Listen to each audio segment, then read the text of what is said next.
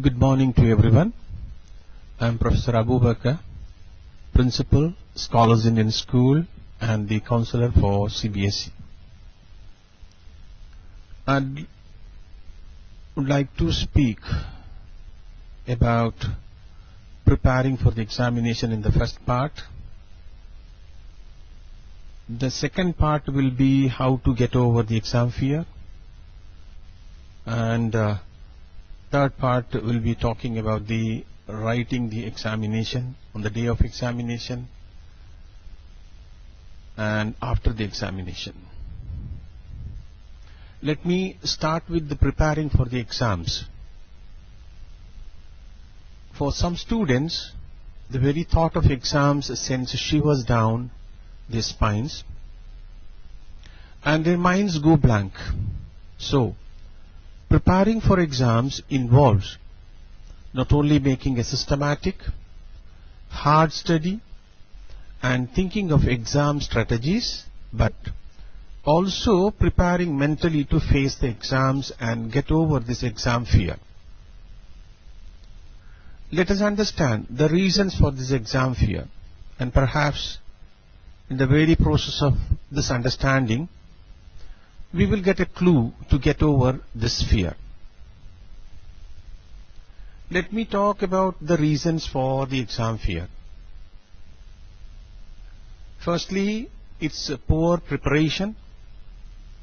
Yes, this is one of the main reasons for exam fear.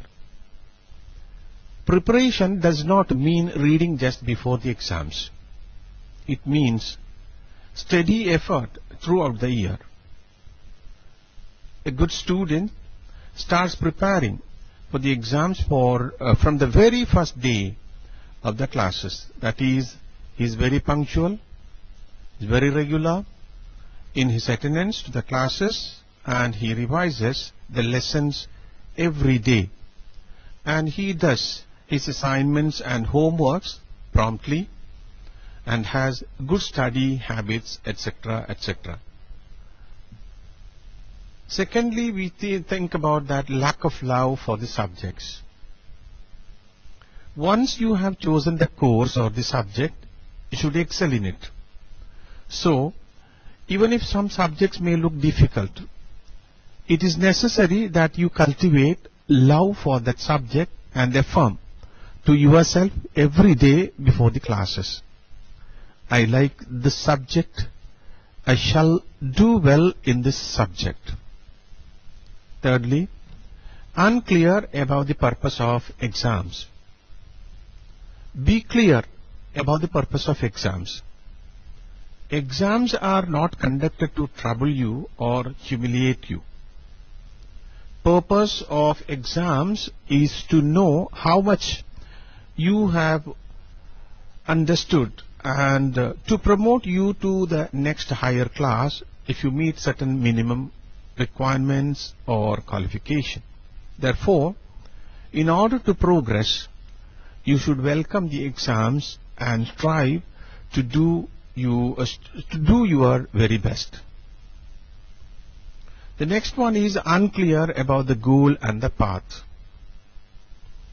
Sometimes we think that why did we join this course? Is it with the desire to excel in the chosen field or due to someone else's compulsion? What's your goal in life? Be clear about this. Then the path will open itself. We say again, there is no shortcut to excellence. You reach the top successfully if you climb each and every step systematically without slipping or falling. The next one is lack of initiative to get the doubts cleared. If you have not understood the subject during a lecture or during the class, you should not hesitate to get it cleared as soon as possible. Since there may be about 25 to 30 students in a class, it may be not possible for a teacher to give a personal attention to each and every student. So, if you have not understood something, you should take initiative to get it clarified, cleared. However, be polite and be sensitive to the style of the teacher. That is, the teacher may not like to be interrupted when he or she is speaking, or the teacher may allot a separate question time at the end of lecture, or the teacher may ask you to approach him later, etc. You can just remember that according to this, you can just go ahead. By all means, follow his wishes or her wishes, but never give up your aim of getting your doubts cleared. Next one is preparation at the last moment. This is nothing but poor, unplanned study method, and you pay the penalty. As mentioned and I told earlier, adopt a planned, systematic study from the very beginning of the course. And students, you can see that the confused reading also. This happens due to lack of one-pointed concentration. Many students have the habit of last-minute reading, last-minute preparation for the entire night, consuming tea or coffee to avoid sleep. Surely you will feel tired and fatigued, but by such methods, and will not be able to absorb whatever you have read.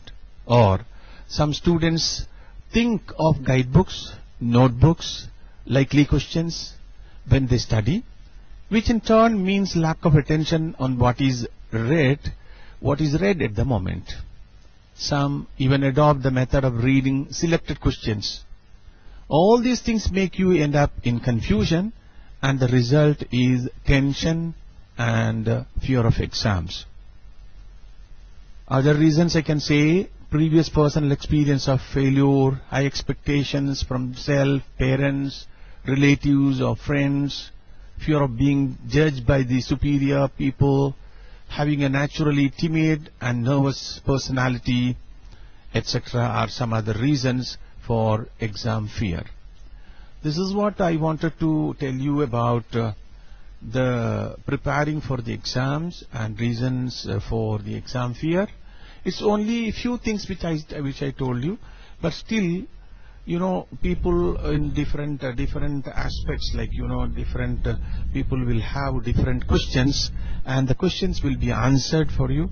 Whenever you are contacting me over phone, you can just note down the number 050-579-4542. Once again, 050-579-4542. So you can contact me for your doubts to be cleared and clarified. Thank you, one and all.